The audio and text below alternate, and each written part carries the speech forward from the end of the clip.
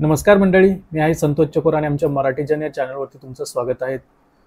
मंडळी, आधार कार्डबद्दल एक महत्त्वाची अपडेट आली आहे. ते म्हणजे तुम्हाला आता माहितीच आहे की जिथे तिथे आपल्याला आधार कार्ड दाखवावं लागतं, द्यावं लागतं. त्याची हार्ड कॉपी असेल किंवा सॉफ्ट कॉपी जिथे तिथे आपल्याला द्यावं लागते. कुठे हॉटेलमध्ये गेलं किंवा कुठे प्रवास करत असेल तर ते आधार कार्ड आपल्याला सोबत ठेवावं लागतं.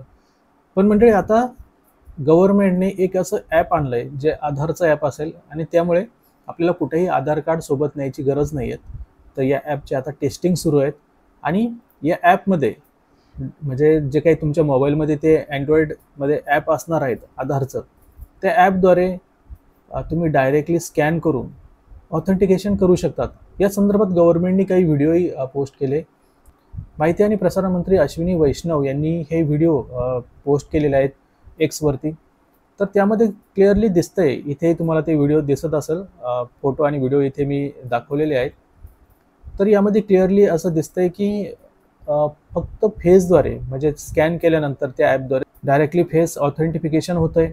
म्हणजे कुठेही तुमचे जे काही इन्फॉर्मेशन आहे, आधार कार्ड वगैरे ते देण्याची गरज नाही. डायरेक्टली ॲपमुळे या सर्व गोष्टी सहज आणि सोप्या पद्धतीने होत आहेत. यात माहिती आणि प्रसारण मंत्री अश्विनी वैष्णव यांनी या व्हिडिओसोबत असंही म्हटलं आहे खाली की हे फीचर विकसित करताना वापरकर्त्यांच्या गोपनीयतेचा आणि सुरक्षिततेचा पूर्णपणे विचार केला गेला आहे. या तंत्रज्ञानामुळे तुमची वैयक्तिक माहिती जसे की नाव, पत्ता, आधार क्रमांक हे पूर्णपणे सुरक्षित राहणार आहेत.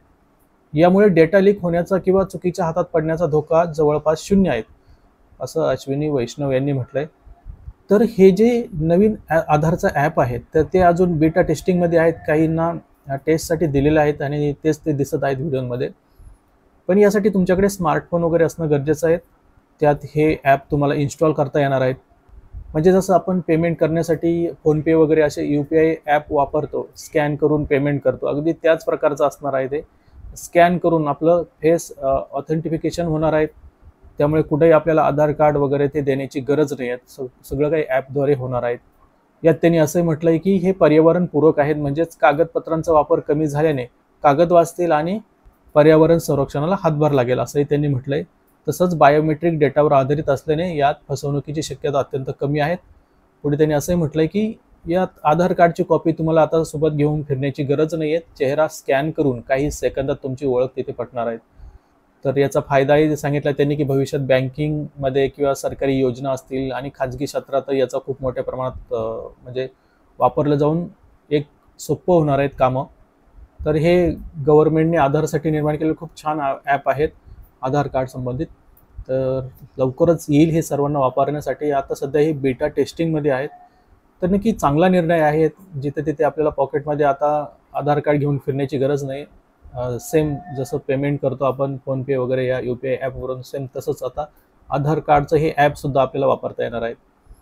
तर सरकारचा हा निर्णय किंवा आधार संबंधित हे जे ॲप सरकारने निर्माण केलेलं आहे ते तुम्हाला कसं वाटलं? नक्की या व्हिडिओखाली कमेंट करून सांगा आणि लवकरच तुम्हाला हे वापरण्यासाठी अवेलेबल होईल. Bye bye, take care. भेटूया पुन्हा पुढील व्हिडिओमध्ये.